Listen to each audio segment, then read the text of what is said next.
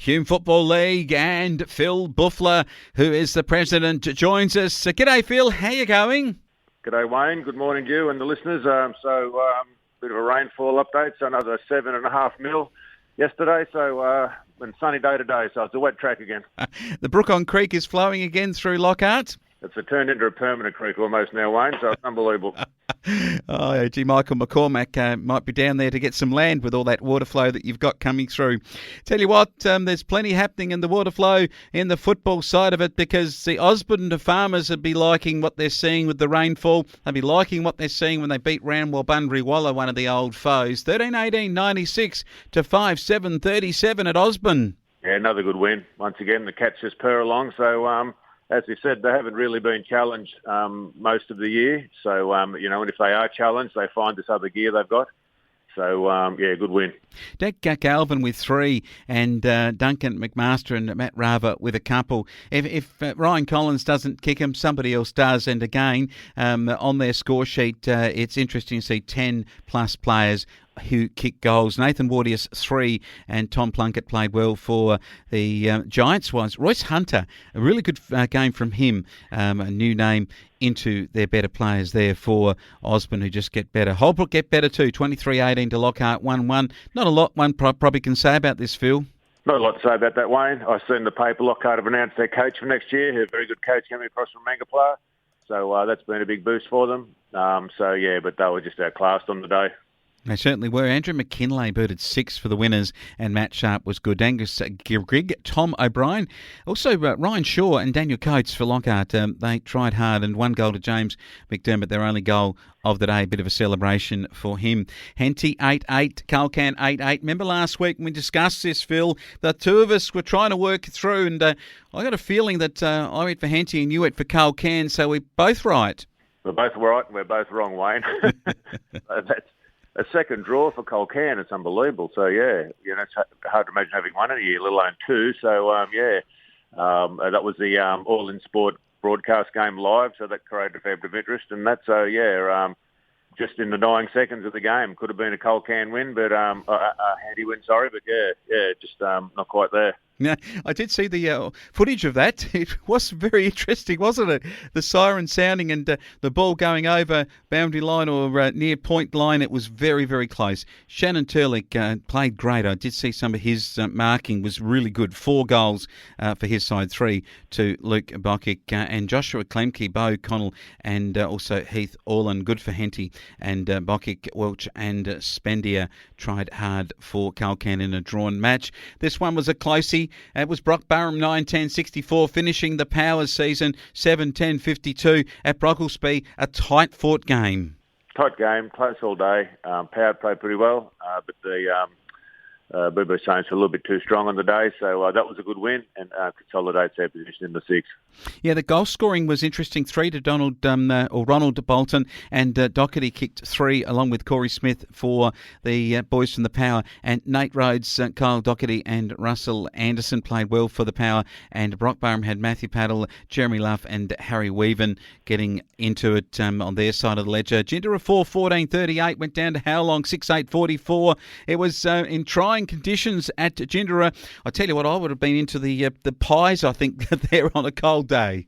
Pies were good. The best pies in the league at Gindera, so that was pretty good. So, it's a bit of a dour day, bit of winter football day. I was at that game, so, Gindera didn't do themselves any favours by kicking 4-14, but it was just a bit of a slog all day, really. But probably the better side of the day just got up. I noticed that no one kicked anything in the last quarter. Were they on the pies early? Could have had a couple at half-time, Wayne. I'm not sure about that. I don't want to run the pies down, but I'm not sure. Anyway, it was just it was just a wet slog. Well, it was in the last quarter. Not a score from either side for that final term. But 3 goals to Clint Brundemeyer, and that was a good effort from him to lead on the field. David Miles tried hard for how long, and Lockie Dite and Ben Collins got goals, and Zach Grattan also made his presence felt with a goal. And finally, the Billabong Crows 11-6 to the Murray Magpies 3-9. You tipped this last week that the Crow boys would be a little bit too good, and they certainly were. They led the Murray Magpies at every change. No junior football on this particular occasion either, but it was great for the senior sides for the Billabong Crows to taste some victory. Yeah, unfortunately, no junior football on the day, so both sides, neither side has a 17s, and the Magpies don't have a 14, so that's a bit problematic. And hopefully that'll be addressed over the coming summer, and they'll have a junior side next year. It's hard without a junior side.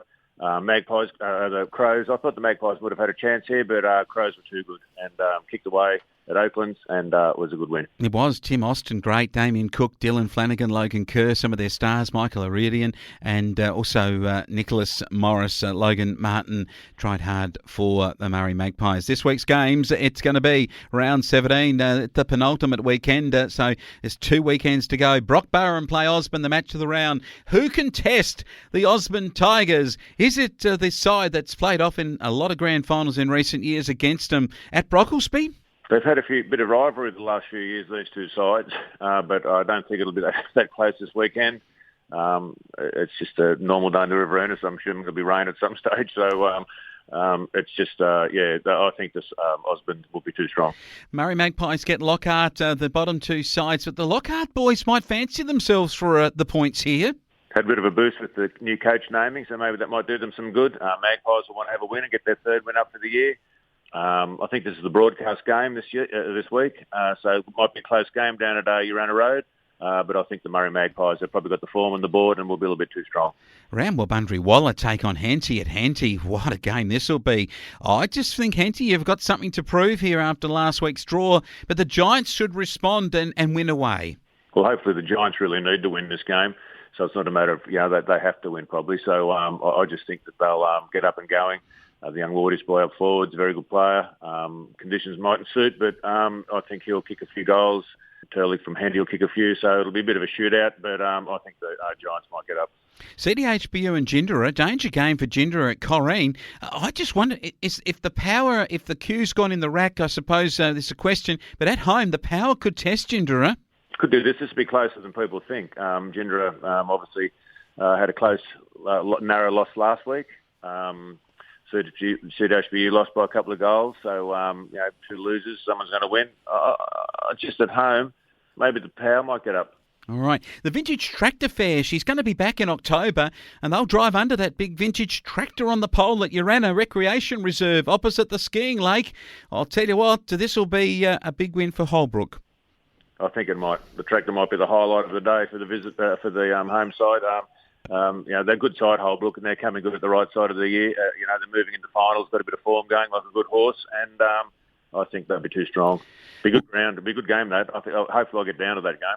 Oh, it should be a beauty. I reckon for the Crow Boys will test them, I think, in the first half. Just don't know they've got the goal-kicking power to beat them.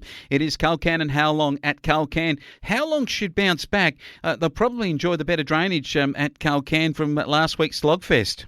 They'll need to win this game. How Long really do, just to consolidate once again. There's a 2nd or 3rd up for grabs still, so probably 3rd or 4th. So they'll need to win. And Culcan at home could fancy their chances. They were a little bit stiff last week. Could have gone either way that game. So, 2 draws. So, you just don't know. But I think on form, you'd have to go with How Long. Yeah, it's interesting because Culcan are 28 premiership points and Ramwabundry are 32, Gindera 32. But Rand's percentage is only 106.7, Culcan at 95. It's unlikely that Rand would lose their 6th place to Culcan now, but it's still mathematical, that's for sure. So Culcan need a win, and I'm going to tip them in an upset this weekend. It is a big weekend. Phil Bouffler calling it. He's on his way to the bakery at Gindera for one of those pies. I'm looking forward to hearing your comments on Hume Footy next week. Thanks very much, Wayne. Have a good weekend.